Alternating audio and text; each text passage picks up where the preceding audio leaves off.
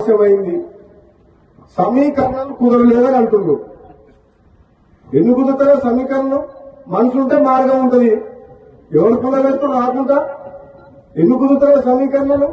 నీకు నీకు నన్ను పార్టీలో తీసుకున్నప్పుడు కదా మీ ఇద్దరు అర్థం ఉన్నాను కదా, తెలుసుగా. మన పార్లమెంట్ ఎన్నికలప్పుడు రెండోసారి ప్రామిస్ చేసి మాటిచ్చినప్పుడు కదా మీ ఇద్దరు అర్థం అంటే అది ఎట్లుందంటే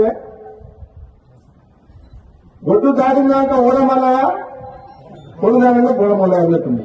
ఇప్పుడు సమీకరణం కుదురుతలేమని మన బట్టి విక్రమార్క గారు అంటుంది. ఏం కుదురుతలేవు? 9 మంది ఎమ్మెల్యేలు ఉన్న ఖమ్మం జిల్లాలో 3 మంత్రులు ఉన్నారు. ఎంతమంది ఉన్నారు? 11 మంది ఎమ్మెల్యేలు ఉన్నా 40కు 3 ఉన్నారు తప్ప మహబూబ్ గారికి ముఖ్యమంత్రి ఇచ్చాం కదా మనం. రేవంత్ రెడ్డికి ముఖ్యమంత్రి ఇచ్చినప్పుడు ఇద్దరన్న మీద తప్పేంది? ఇదే నమ్మడం లేవాలని తక్కువ ఇద్దరికిద్దరే గట్టలనే ఇద్దరం.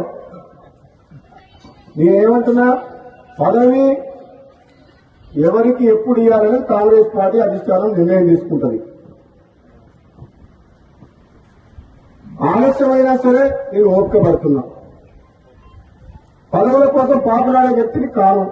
ఆలస్యమైంది, సమీకరణాలు కుదరలేదని అంటుండ్రు. ఎందుకు కుదురుతారో సమీకరణం? మనసుంటే మార్గం ఉంటుంది. ఎవరు కుదరలేదు రాకుండా ఎందుకు కుదురుతారో సమీకరణలు? నీకు నీకు నన్ను పార్టీలో తీసుకున్నప్పుడు కదా మీ ఇద్దరు అర్థం ఉన్నాను కదా, తెలుసుగా. మన పార్లమెంట్ ఎన్నికలప్పుడు రెండోసారి ప్రామిస్ చేసి మాటిచ్చినప్పుడు కదా మీ ఇద్దరు అర్థం అంటే అది ఎట్లుందంటే